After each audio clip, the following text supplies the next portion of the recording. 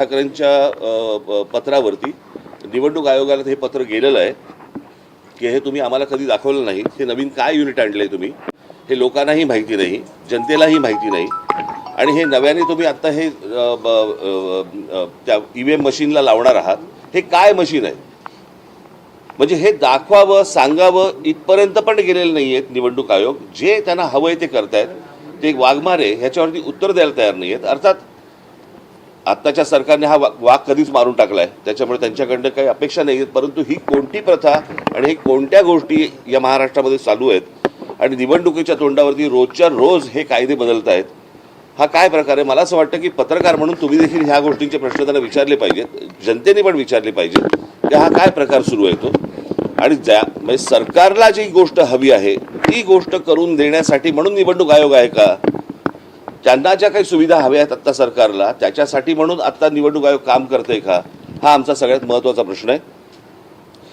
आमच्या दोन्ही पक्षाच्या, सर्वच इतर राजकीय पक्षांच्या, माझे सहकारी जे काम करणारे आमचे सगळे जेवढे सहकारी आहेत, शिवसैनिक आहेत, महाराष्ट्र सैनिक आहेत, या सगळ्यांना आम्हाला सांगायचे की सतर्क राहा, की तुम्ही आपल्या विभागामध्ये आपल्या बूथवरती कोणकोणत्या गोष्टी चालू आहेत ह्याच्यावरती तुमचं लक्ष असलं पाहिजे. हे आत्ता जे सत्ताधारी पक्ष आहेत ह्यांचे जे उमेदवार जे लोकांकडे जात आहेत त्यांच्यावरती लक्ष ठेवा. हे कुठे काय पैसे वाटत आहेत, कारण आत्ता अनेक रील्स ही आत्ता बाहेर आलेली आहेत, तुमच्यामार्फतही अनेक गोष्टी बाहेर आलेल्या आहेत की याच्यामध्ये कशाप्रकारे पैसे वाटले जात आहेत. भारतीय जनता पक्षाच्या शिंदेंच्या त्या पॅम्पलेटच्या आतमध्ये 5-5 हजार रुपये टाकून ते पैसे वाटले जात आहेत. त्यातल्या आनंदाच्या अनेक काही गोष्टी आहेत की ज्याच्यामध्ये लोक नाकारतात पण आहेत. ही पण एक आनंदाची गोष्ट आहे. परंतु या सगळ्या गोष्टींसाठी हारलेली गोष्ट परत जिंकण्यासाठी म्हणून निवडणूक आयोग सरकारला मदत करतंय, हे हा आमचा निश्चित आरोप आहे निवडणूक आयोगावरती. आणि मला असं वाटतं की जनतेने आणि शिवसेना आणि महाराष्ट्र नवनिर्माण सेनेच्या पक्षातल्या सर्व आमच्या सहकाऱ्यांना, महाराष्ट्र सैनिकांनी आणि शिवसैनिकांनी सतर्क करावं, एवढंच फक्त सांगण्यासाठी आज तुमच्यासमोर आलो.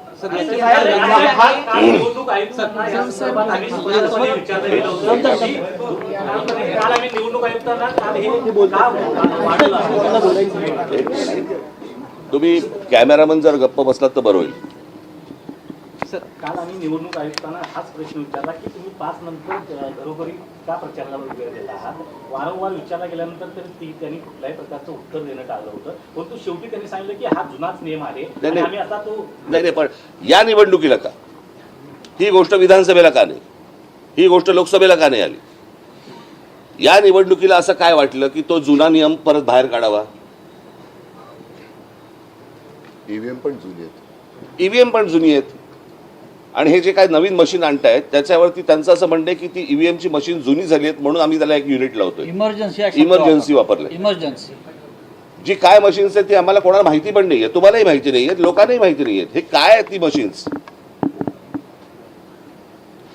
म्हणजे काय प्रकारचं राजकारण महाराष्ट्रामध्ये सुरू आहे आणि काय प्रकारच्या निवडणुका महाराष्ट्रामध्ये सुरू आहे. मला असं वाटतं की ही गोष्ट सर्वांनी लक्षात घेण्यासारखी आहे, घेतली पाहिजे आणि आमच्या लोकांनी सतर्क राहावं, एवढंच फक्त मला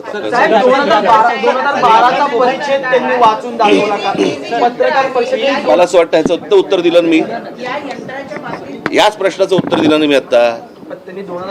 मी परत त्यांनी हाच प्रश्न विचारला, तेच प्रश्न नका विचारू, नवीन काय असेल पत्र लिहिलेलं आहे. परंतु त्या व्यतिरिक्त करण्यासारखं काय? आता तुम्ही निवडणूक आयोगाला जी मागणी नेमकी काय करतात हे डिस्कनेक्ट करण्यात यावं, जुनी जी पद्धत आहे. नाही अहो प्रश्न अर्थातच ना हे कोटचं मशीन आहे, हे दिसतं कसं? यातनं काय होतं हे तुम्हाला साधी गोष्ट आहे. आता ईव्हीएमचं मशीन असतं, तिथे तुम्ही त्या बूथवरती लोकांना बोलवता, सर्व राजकीय पक्षाच्या लोकांना बोलवता, बटन दाबायला सांगता, त्याला सांगता की क्लिअर आहे, बरोबर की नाही, दाखवता की नाही. हे आतापर्यंतची प्रथा आहे. हे नवीन मशीन जे आलंय हे राजकीय पक्षांना दाखवावं असं पण नाही वाटलं.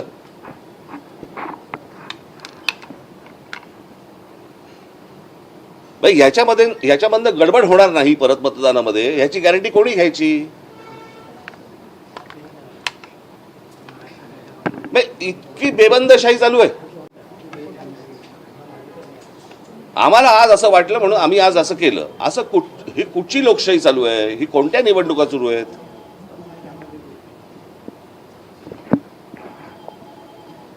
ठीक आहे, आपल्या मार्फत फक्त एवढंच सांगायचं होतं. धन्यवाद. उद्धव साहेब काय बोलणार? उद्धव साहेब